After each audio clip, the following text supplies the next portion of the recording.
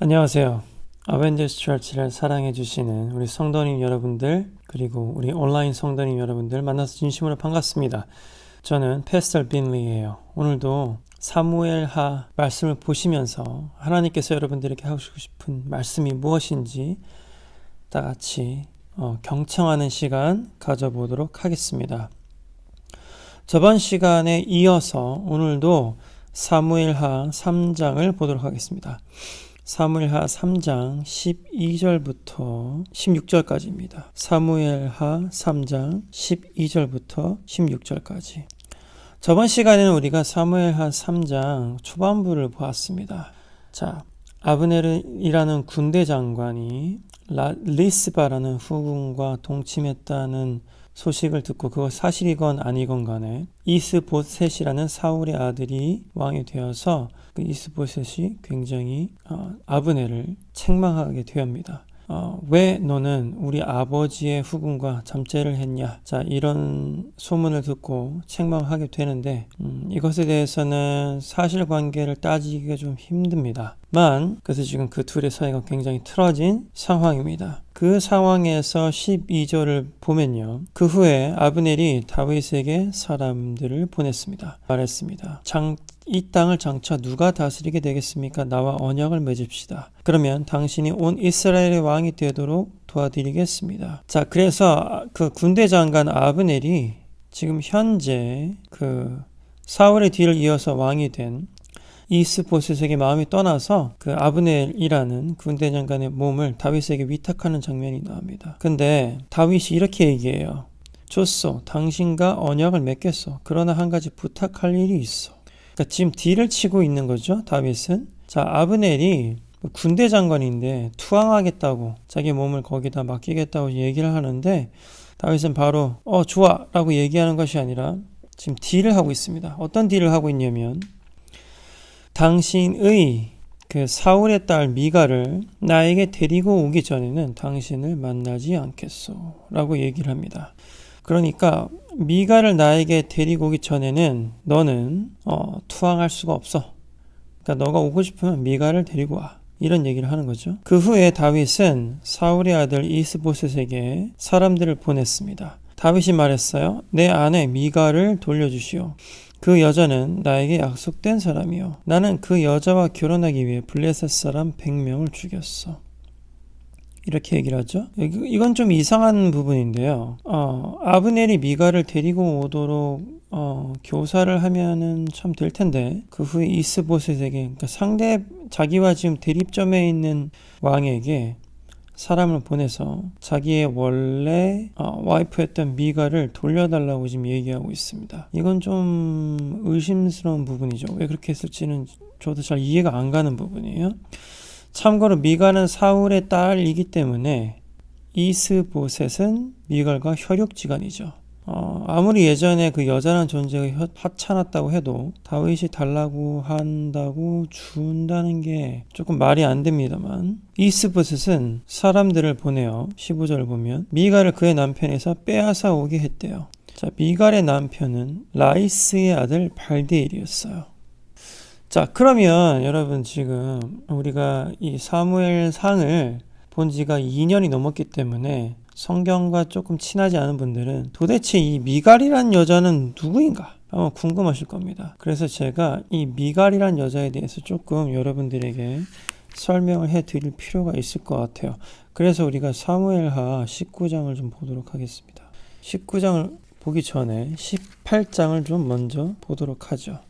자, 이 미갈이 처음 등장하는 게 바로 사무엘상 18장입니다. 자, 사무엘상 18장 17절에 보면요. 여기에 내 맏딸 메랍이 있다. 내 딸을 너에게 주어 너의 아내로 삼게 해주겠다. 이렇게 얘기해요. 자, 이게 상황이 무슨 상황이냐면 다윗이 골리앗과 싸워서 이겼습니다. 근데 그때 골리앗을 물리치기 위해서 그때 당시에 그 왕이었던 사울이 내건 공약이 뭐였냐면 야, 누구라도 지금 골리앗을 무찌를 수 있는 사람이 있으면 내 딸을 너한테 줄게. 이 얘기는 그 뭐예요? 골리앗을 무찌르는 사람은 왕의 사위가 될 거다. 이런 얘기죠. 누구도 기대하지 않았던 다윗이 골리앗을 무찌르게 됩니다. 그래서 굉장히 많은 사람들이 그럼 다윗은 곧 사울의 첫째 딸인 메랍의 사위가 될 수 있겠네 라고 생각을 했던 거죠. 자, 근데 사울은 왜 그 자기 딸을 다윗에게 주려고 했을까요? 사울이 다윗을 정말로 사랑해서 자기 딸을 주려고 했을까요? 아니에요. 천만에요. 자, 17절에 뭐라고 얘기하냐면요. 내가 너한테 딸을 줄 테니까 그 대신에 그 대가로 너는 전쟁터에 나가서 용감하게 여호와를 위해 싸워라 라고 얘기합니다. 그런데 여호와를 위해 싸워라 라고 얘기하는 것은 곧 무슨 얘기예요? 나를 위해 싸우라는 얘기죠. 사실 그 여호와를 위해 싸우라는 거는 핑계에 불과한 거고, 나를 위해 싸우다가 그냥 죽어라, 개죽음을 당해라, 이런 얘기입니다. 그러니까 사울은 자기 딸을 다윗에게 주는 대신에 다윗을 전쟁터로 나가서 죽게 만들려고 하는 계획이었어요. 자, 사울이 왜 다윗을 죽이려고 했을까요? 직접 죽이진 않겠지만 다들 알죠? 사울은 다윗을 너무 미워했어요. 왜 미워했죠? 다윗이 사울보다 인기가 훨씬 많았잖아요. 온 여자들이, 이스라엘 여자들이 다윗을 막 열광하면서 좋아했었어요. 그쵸? 사울은 그 질투가 엄청 많았나 봐요. 열등감도 많았고. 이 다윗에 대한 질투, 열등감이 어마어마했어요. 그래서 사울은 다윗을 직접 죽일 수는 없으니까. 왜 지금 그 이스라엘에서 가장 핫한 남자, 가장 인기 많은 남자가 다윗이거든요. 지금으로 치면은 누가 있을까요? 아마 유재석? 우리나라 사람 중에 그 유재석을 싫어하는 사람은 없죠? 유재석님을 다 좋아하잖아요. 뭐 여자 중에는 막 아이유? 뭐 그런 급의 사람이 바로 다윗이었어요. 근데 여러분, 다윗은 있잖아요. 심지어 성경에 보면 뭐라고 나오냐면 얼굴도 엄청 잘생겼다고 나와요. 싸움도 엄청 잘하고 얼굴도 엄청 잘하고 게다가 당대 최고의 기타리스트였습니다. 그러니까 이게 지금으로 치면은요, 여러분, 얼굴은 차은우에 기타는 존 메이어처럼 치고, 그 다음에 싸움은 뭐 지금 그 UFC 챔피언 뭐 이스라엘 아데사냐 라든지 아니면은 뭐 더스틴 포이레, 요 정도의 싸움을 하는 사람이 바로 이 다윗이었던 거죠. 그러니까 이런 말도 안 되는 사기캐, 얼굴은 뭐 리오나르도 디카프리오의 어떤 그 리즈 시절에다가 싸움은 지금 뭐 UFC 통합 헤비급 챔피언을 이긴 또 다윗이 된 거고, 거기에다가 기타는 존 메이어만큼 치니까 이스라엘에서 다윗을 싫어하는 사람이 한 명도 없었던 거죠. 그러니까 사울은 자기 인기를 다 빼앗아간 다윗이 너무너무 미웠나 봐요. 여기서 뭘 알 수 있어요, 여러분? 우리 질투는 우리의 인생을 망치는 아주 정말 최악의 것입니다. 우리가 하면 절대 안 되는 거죠. 자, 그래서 사울이 어떻게 해요? 자기 딸을 줘서 다윗을 죽이려고 해요. 근데 이 다윗이 한번 그냥 체면상 거절하는 거였는지 아니면 진짜로 다윗이 그 겸손을 떠는 건지 모르겠는데, 어떻게 당신의 딸하고 내가 결혼할 수 있습니까? 나는 그냥 미천한 존재일 뿐이에요. 우리 집안도 별로 안 좋고 어떻게 내가 왕의 딸하고 결혼을 합니까? 라고 다윗이 거절을 해요. 그러니까 사울이 또 제시하는 게 뭐냐면 20절을 보면요, 사울이 둘째 딸 미갈을 다윗에게 주려고 합니다. 근데 왜? 20절에 보면요, 미갈이 다윗을 사랑했대요. 미갈이 다윗을 사랑하고 있다는 이야기를 전해 들은 사울은 잘 됐어, 명분이 있잖아 또, 그죠? 그래서 다윗한테 이렇게 얘기합니다. 야, 미갈이 너 엄청 좋아한대. 야, 미갈이 너 좋아하는데 좀 마음 좀 받아줘 임마. 그리고 내 사위가 되어가지고 전쟁터에 나가서 뒤져, 이런 얘기를 하는 거죠. 물론 직접적으로 전쟁터에 나가서 죽으라는 얘기는 안 했는데 자기 마음속에는 그렇게 생각했겠죠. 얼마나 좋아. 첫째 딸은 그냥 뭐 다윗이랑 결혼하려고 그랬는데 뭐 이렇게 적극적이지가 않았는데, 둘째 딸은 적극적으로 아빠 나 다윗 완전 좋아하잖아. 얼굴은 차은우에 기타는 조메아처럼 치고 싸움도 겁나 잘하고 완전 멋있어. 근데 여러분 생각해봐요. 그때 당시에 이스라엘에서 다윗을 좋아하지 않았던 여자를 찾는 게 아마 더 힘들었을 것 같아. 그쵸? 최고 인기남이었으니까 다윗이. 그래서 미갈도 아마 다윗을 사랑했나 봅니다. 자, 그래서 다윗이 결국에는 미갈하고 결혼을 하게 돼요. 근데 그 결혼하기 위해서는 사울이 내건 조건이 또 있었습니다. 다윗한테 이런 조건을 내걸어요. 자, 블레셋 사람들, 지금으로 치면 팔레스타인 사람들의 포피 100개를 가져와라. 그 사람들이 이제 할례를 안 한 사람들이니까 약간 민감한 부분이어서 직접적으로 언급하지는 않겠습니다만 여러분 대부분 어디를 얘기하는 건지 알고 있을 거라 생각해요. 자, 포피 100개를 갖고 와라. 그러니까 그 너가 죽인 사람의 그 카운트가 100명이 돼야 된다 이런 얘기가 되는 거죠. 근데 다윗이 이 하나님께서 이 기름 부으신 파이터였는지 모르겠는데 죽여서 온 그 포피가 그러니까 사람이 200명을 죽인 거예요. 그러니까 사울은 100명을 죽이라고 했는데 다윗은 신나게 2배를 죽이고 온 겁니다. 그러니까 사울은 깜짝 놀랐겠죠? 아니 이 녀석이 죽으라고 했더니 200명을 죽여오고 말이야. 그럼 더 겁이 났겠죠? 아니 이 자식은 진짜 하나님이 함께하는 놈인가? 사울은 그러니까 더 조바심이 나고 더 아마 질투가 났을 거라고 저는 생각이 듭니다. 그래서 사울은 할 수 없이 자기의 딸 미갈을 다윗에게 주게 되는 거죠. 그래서 다윗은 미갈과 결혼을 하고 사울의 사위가 드디어 되게 됩니다. 자, 30절을 보면요. 18장 30절을 보면 팔레스타인의 지휘관들은 계속해서 이스라엘을 공격을 해왔는데 그러나 그때마다 다윗은 그들을 물리쳐서 이겼어요. 다윗은 사울의 부하들보다 더 많은 공을 세웠습니다. 그래서 다윗은 더 유명해졌대요. 큰일 났죠? 안 그래도 지금 사울이 다윗한테 인기를 뺏겨가지고 심기가 불편한데 다윗은 계속해서 전쟁터에 이김으로써 더 유명해지고 더 인기가 올라간 거예요. 그럼 어떻게 될까요? 사울은 다윗을 더 죽이고 싶었겠죠. 그래서 어떻게 돼요? 사울은 드디어 다윗을 얘를 죽여버리겠다. 안 그렇다가는 내 인기가 다 사그러들겠네? 라고 생각을 했나 봐요. 마치 선조가 처음에는 이순신 장군이 너무너무 귀한 사람이어서 7계급 특진을 통해서 전라남도 좌수사로 발탁을 했음에도 불구하고 나중에는 오히려 귀양을 보내고 모진 고문을 하고 이랬단 말이죠. 선조의 왕, 선조라는 사람은 참 이 사울과 닮은 점이 굉장히 많습니다.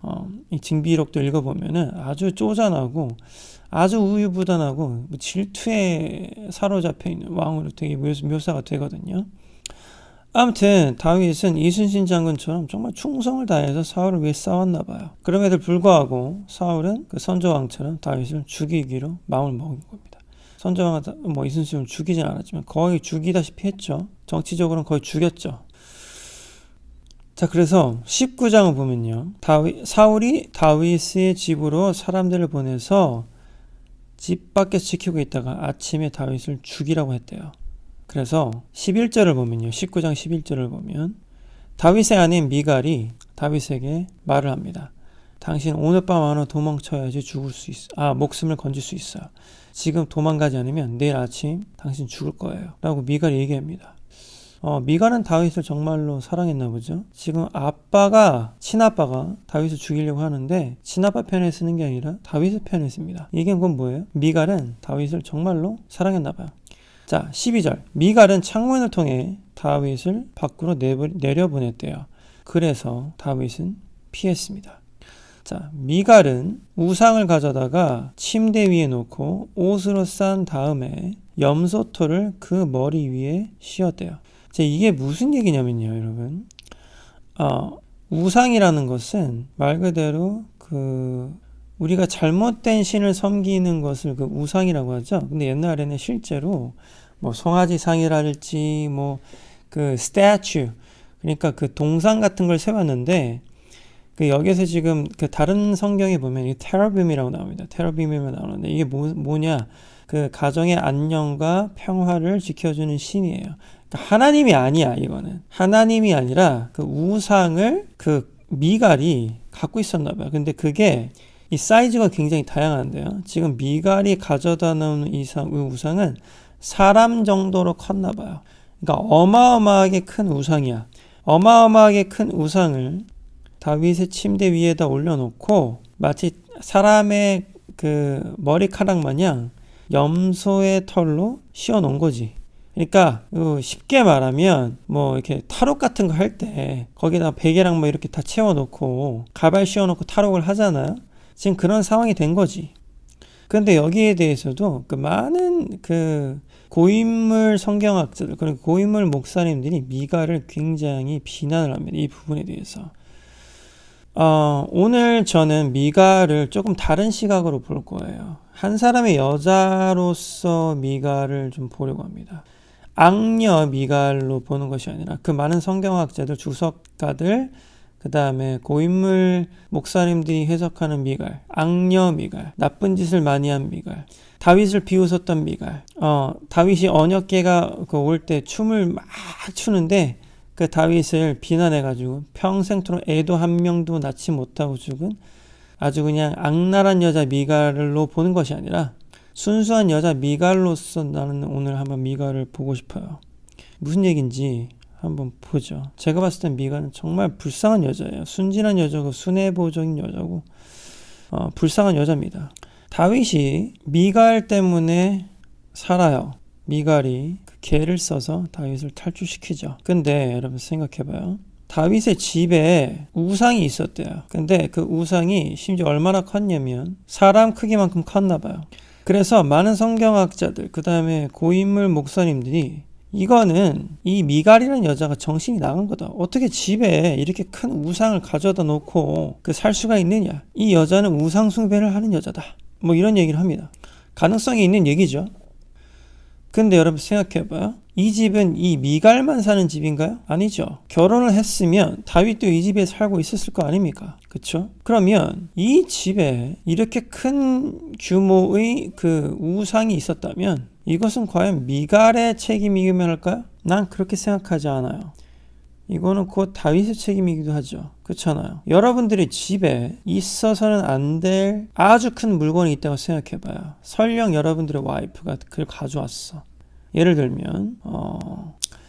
들면 폭탄을 여러분들이 와이프 가져왔다고 쳐봐요. 많은 사람들을 죽일 수 있는 폭탄이. 근데 여러분들이 그 폭탄을 거실에다 계속 놓고 봤어요. 남편이. 그러면 그건 남편 책임이 아닌가요? 남편도 책임이 당연히 있죠. 그게 설령 그 와이프가 가져다 놓은 거라고 하더라도.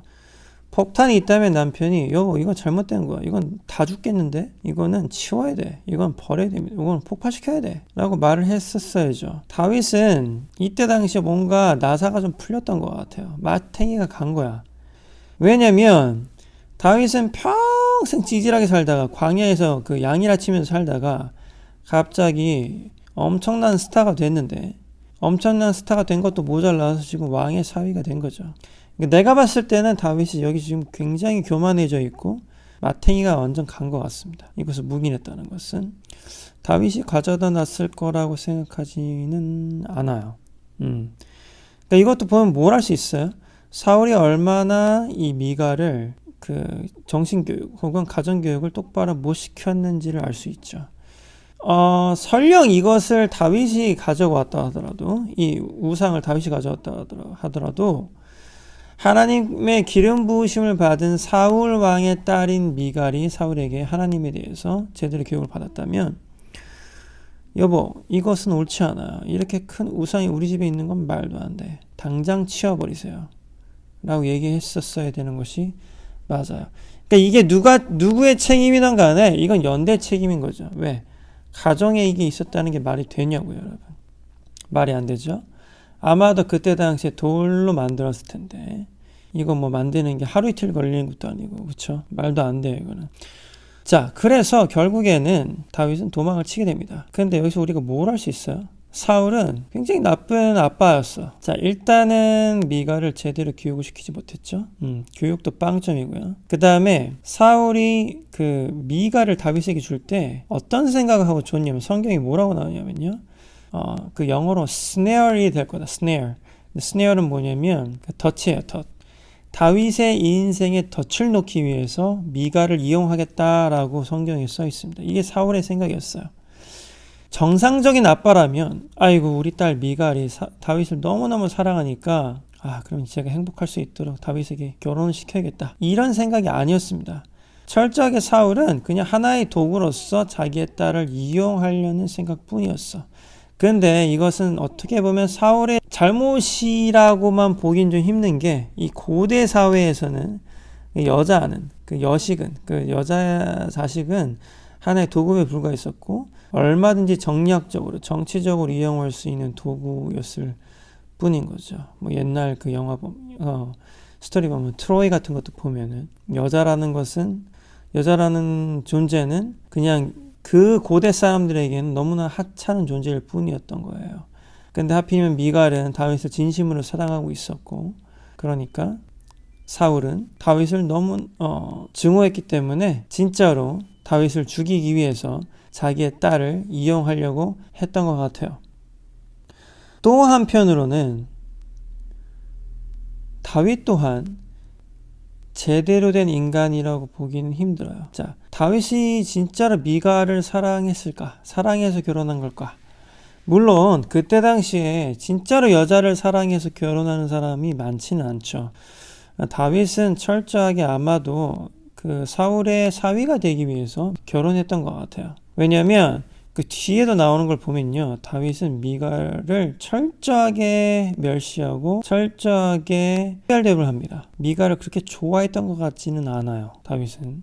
이따가 말씀드릴게요. 그 다음에 사무엘하 3장 12절을 보겠습니다.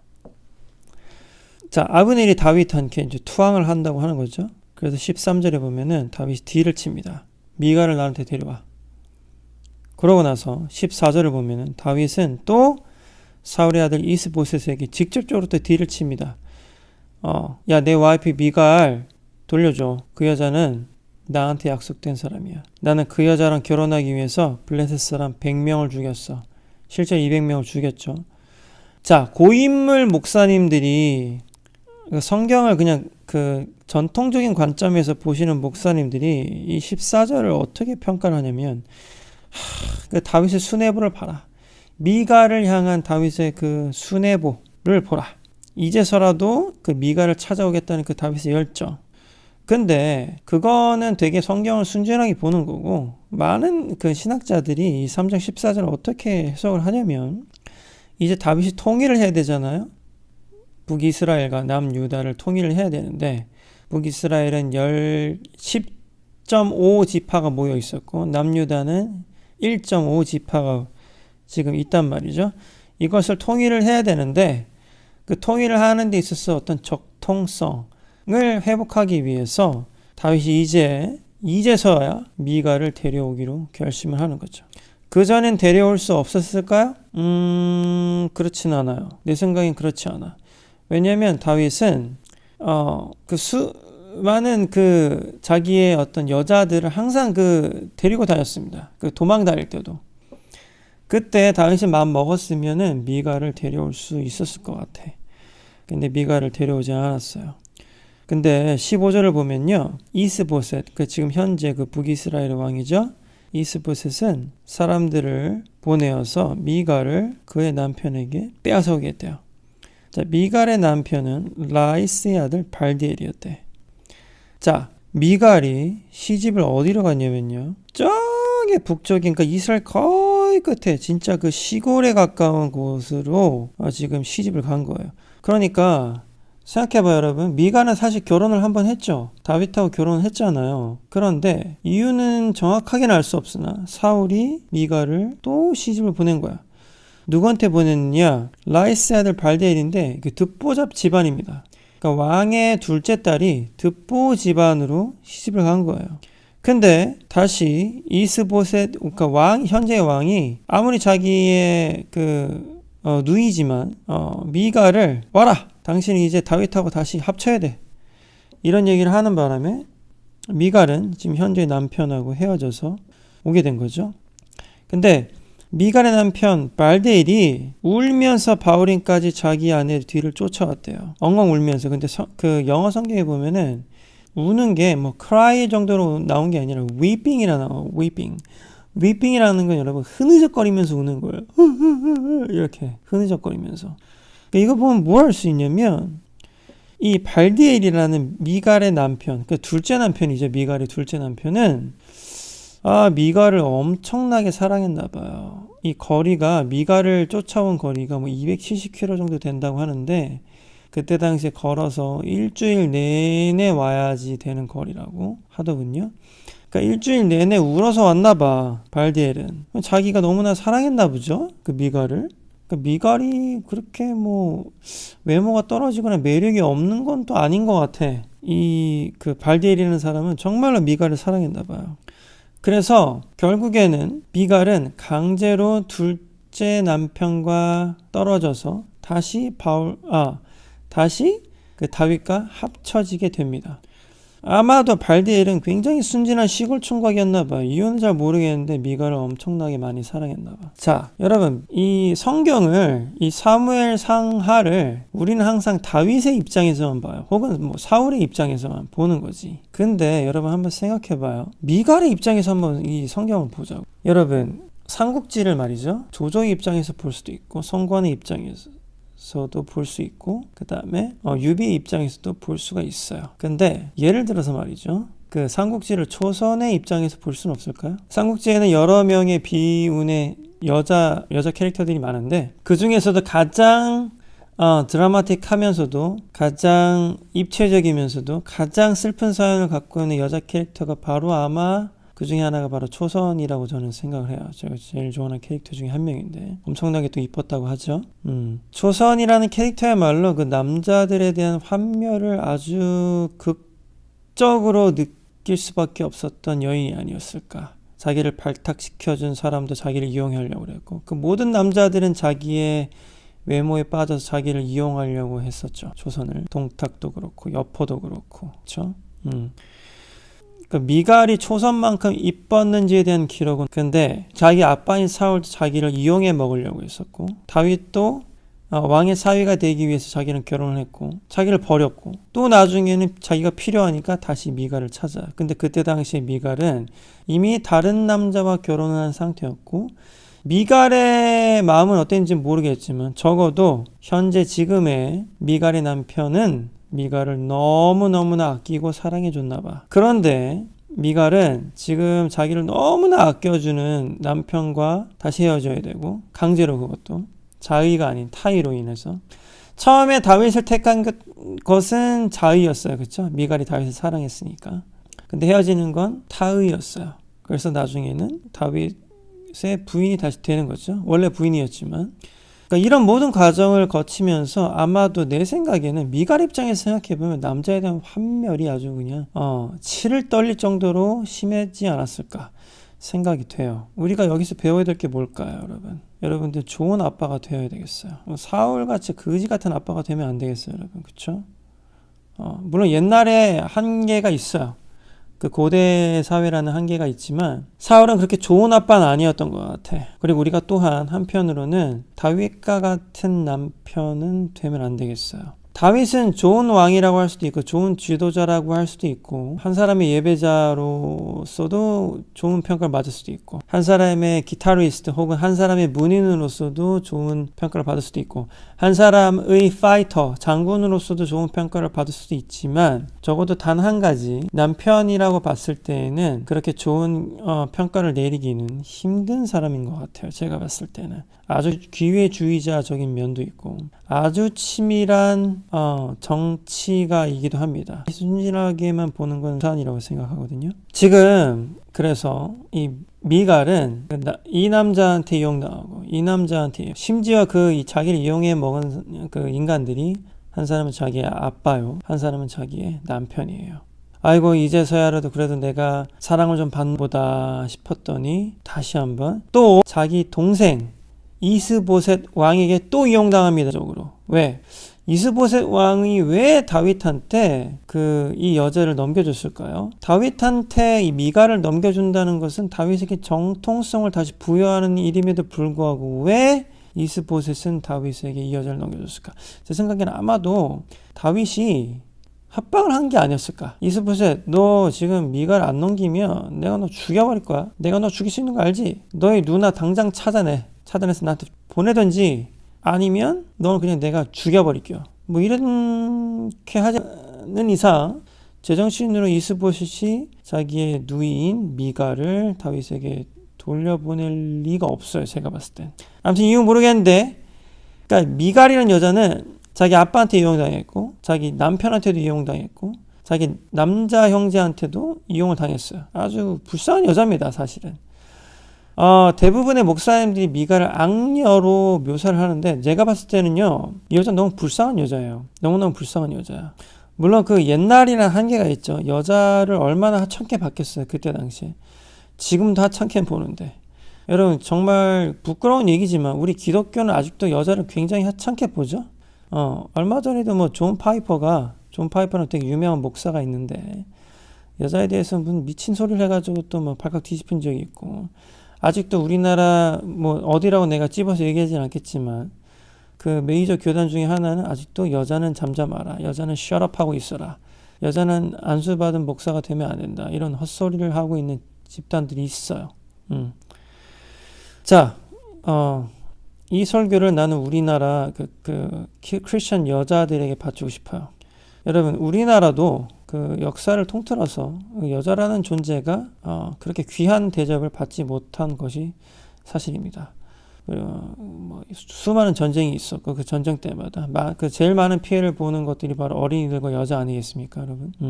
교육에도 불평등했었고 그 다음에 어떤 직업 뭐 여러 가지로 굉장히 불평등했던 것들이 많았죠. 지금도 평등하다고만은 볼 수는 없을 거예요.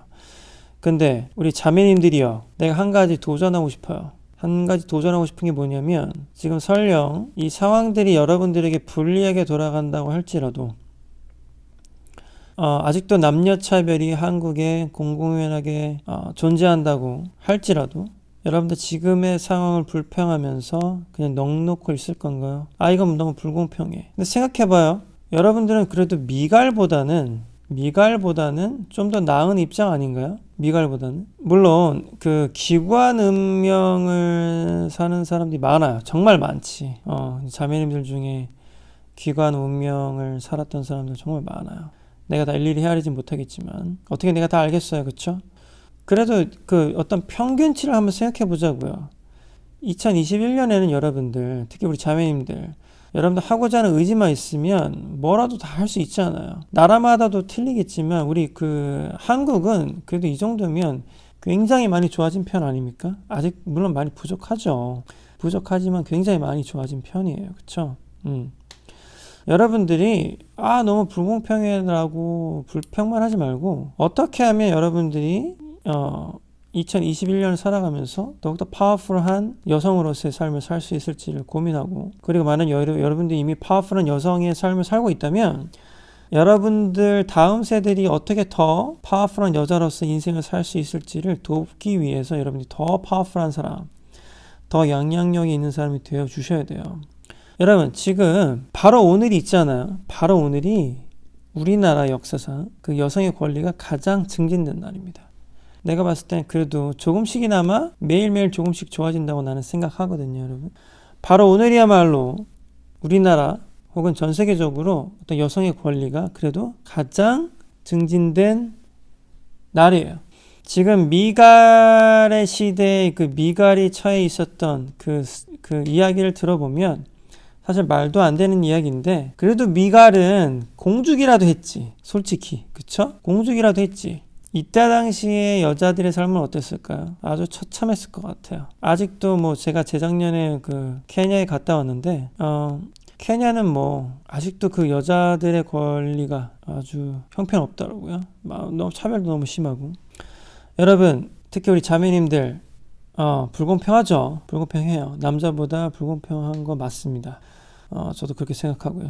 저는 한 사람의 남편으로서, 그리고 한 사람의 딸을 가진 부모로서, 그 아빠로서 너무 불공평한 것 같아요. 제가 봐도. 하지만 나는 우리 딸한테 이렇게 가르치겠어요. 야, 불공평하다고 너무 겁먹거나 불평만 하지 말고 너가 그 제도를 이겨냄으로써 너 다음 세대가 그래도 조금이나마 너를 통해서 더 진일보된 삶을 살 수 있도록 네가 한번 노력해봐라 라고 나 같으면은 그렇게 챌린지를 할 것 같아요. 우리 아벤저 처치에 계시는 자매님들, 제가 아직 능력이 미천해서 여러분들을 잘 이끌고 있는지는 잘 모르겠어요. 최대한 잘해드리려고 노력은 하는데, 여러분들, 우리 아벤저 처치는 여성 리더를 받아들이는데 인색하지 않을 겁니다. 제가 여러 번 얘기한 적이 있는데 저보다 더 훌륭하신 아주 좋은 목사님이 나타나면 저는 담임 목사직을 그분께 드릴 용의가 있어요. 그분께 드리고 저는 크리에이티브 디렉터로서 뭐 미디어 패스터나 뭐 뮤직 패스터 해도 저는 되게 행복할 것 같습니다. 근데 담임 목사님으로 오실 분이 여자가 되지 말라는 법이 있나요? 없죠. 훌륭하기만 한다면 저는 여자 목사님도 환영입니다. 혹시라도 이 설교를 보고 계시는 여자 목사님들 혹은 앞으로 여자 목사가 되실 분들 중에, 신학생 분들 중에 나는 어벤져스 처치에서 좀 사역해보고 싶다 하시는 분들 오십시오.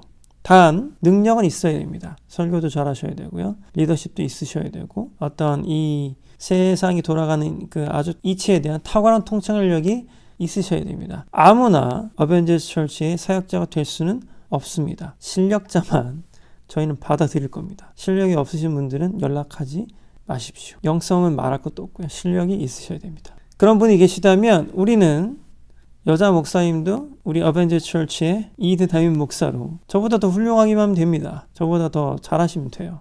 저는 진짜로 저보다 더 훌륭한 분이 나타나신다면 저는 정말로 당장 내일이라도 저희 자리를 내려놓을 용의가 진짜로 있습니다. 여러분. 나는 음악 목사에도 너무 행복할 것 같거든요. 연락 주십시오. Call me. 010-4277 오빠 빨리. 연락 주십시오. 어벤져스 처치 성도님 여러분들 중에 혹시라도 목사님 저는 크리스천 리더로서 되고 싶어요. 저는 설교하고 싶어요. 혹은 워십 리더 되고 싶어요. 하시는 분 자매님들이 혹시라도 계신다면 언제라도 연락 주십시오. 저한테. 대신 실력은 있어야 됩니다. 실력이 없는 사람을 쓸 수는 없죠. 이거는 저의 캐릭터가 아니야. 하나님의 캐릭터입니다. 하나님은 실력이 없는 사람, 준비 안 된 사람 쓰지 않아요. 하나님의 트레이닝 과정을 겪지 않은 사람은 사용하지 않습니다, 여러분. 단 한 번도 그렇게 사용하신 적이 없어요, 하나님은. 우리 어벤져스 처치 멤버들, 특히 자매님들, 정신 똑바로 차리고 실력을 키우세요. 그래서 여러분들, 다음 세대들은 그래도 좀 더 편하게 험한 꼴 안 당하고, 하나님의 아들, 딸로서 성장할 수 있도록 여러분들이 도울 수 있는 그런 능력이 되어주셔야 됩니다. 형제님들, 어벤져스 처치 형제님들은 이 사울이 하는 꼬라지를 보세요. 사울의 아들 이스보셋이 하는 꼬라지를 보세요. 이스보셋은 그것도 미갈의 남자, 오빠인지 동생인지 모르겠으나, 그리고 이 남편이란 다윗이 하는 꼬라지를 보세요. 이 꼬라지들이 사실 우리의 아빠들의 꼬라지였을 수도 있고 혹은 우리 삼촌들의 꼬라지였을 수도 있습니다. 우리가 정신 차리고 좋은 아빠가 되어야 할 것 같고 또 좋은 남편이 되어야 될 것 같습니다. 우리 정신 차리고 좋은 아빠, 좋은 남편, 좋은 오빠가 되어주자고요. 우리 지질이 못난 이 남자들을 때문에 한 여자의 인생이 이렇게 짓밟혀도 되는 겁니까? 한 여자의 인생이 이렇게 유린당해도 되는 거예요? 너무너무나 슬픈 거죠. 미갈은 아빠 사울한테도 제대로 된 교육을 못 받았고 그 다음에 자기가 사랑해서 결혼한 남편 다윗한테도 제대로 된 사랑을 받아본 적이 없었고 자기의 남자 형제인 이스보셋에게서도 제대로 된 대우를, 보호를 받지 못했어요. 이 세 남자에게 철저하게 유린당한 인생이 바로 미갈입니다. 많은 목사님들이 미갈을 악녀, 왜 악녀라고 했을까요? 여러 가지 이유들이 있는데 가장 마지막 사건이 커요. 미갈이 언급된 가장 마지막 사건. 바로 다윗이 언약궤를 가지고 오고 댄스를 추는데 말이죠. 미갈이 비웃습니다. 야, 너 왕이 그렇게 불알이 다 보일 정도로 춤춰서 되겠니? 아이고 이런 막 혀를 차죠. 야, 여 정도의 너를 보고 아주 그냥 가관이다 가관이야. 아유 인간아. 이런 얘기를 합니다. 근데 이 얘기하고 나서 사무엘 하를 쓴 라이터 기자가 이상한 말을 남겨서 그래. 그래서 혹은 그 후로 미갈은 아이를 한 명도 낳지 못하고 죽었다. 이런 얘기를 해요. 근데 과연 아이를 낳지 못하는 것은 미갈에게 주어진 저주일까요? 그때 당시의 시각으로는 그럴 수도 있지. 성경은 여러분 사람이 쓴 거죠. 하나님이 쓴 게 아니에요. 말은 똑바로 합시다. 이런 말 하면 또 되게 싫어하실 보수적인 목사님들 많으신데 저는 성경은 사람이 썼다고 생각해요. 그때 당시의 시대적 배경도 반영이 되었을 거고 그 성경을 쓴 사람의 세계관도 당연히 반영이 됐을 겁니다. 그렇게 보자면 미갈은 저주받은 게 맞지. 아이를 못 낳았으니까요. 근데 그러면 2021년에 그 수많은 불임을 겪고 있는 여성분들은 저주받은 건가? 하나님의? 그건 아니잖아. 사정들이 다 있겠죠. 아이를 못 낳는. 그쵸? 과연 저주라고만 볼 수 있는 건가? 아니면 다윗은 있잖아요. 철저하게 미갈을 아무튼 괄시해요. 어떻게 보면 다윗이 미갈이 마음에 안 들어서 이유는 모르겠는데 동침을 안 했을 수도 있죠. I don't know. 그걸 누가 알아? 어쩌면 미갈은 불임이었을 수도 있어요. 왜냐면 그 두 번째 남편과에서 자녀가 있다는 기록은 없으니까. 또 없다는 기록은 없으니까 그건 또 알릴 수는 없어. 그쵸? 자기가 그 두 번째 결혼한 남편이랑 헤어지면서 아이를 그 곳에 두고 왔었어야만 한다든지 그런 기록은 없으니까. 그런 자세한 기록은 없으니까. 내가 봤을 때는요, 여러분, 미갈이 약간 도끼에 차 있는 건 맞는 것 같아. 다윗에게 대해서 그렇게 막 독설을 날리거든요. 근데 이게 과연 미갈의 책임일까? 다윗의 책임은 없는 거예요? 여러분 생각해봐요. 자기를 평생 유혹만 하던 남자가, 생각해봐요. 자기 사랑도 안 해주고, 자기를 이용만 해먹던 남자가 하나님을 예배한답시고 막 춤을 춰요. 열광적인 댄스를 춘다고. 그게 미갈 입장에서 봤을 때는 제대로 된 댄스로 보였을까요? 난 아니라고 생각해. 그건 제대로 된 댄스가 아니지. 자기 멋대로 사는 한 남자, 남편이긴 하나 자기를 평생토록 이용만 해먹었던 한 남자가 추는 아주 저열한 광기의 댄스로 보여지진 않았을까? 미갈의 눈에는. 어떻게 생각해요, 여러분? 미갈의 입장을 한번 보자고. 내가 항상 그 영어를 가르칠 때 이렇게 가르칩니다.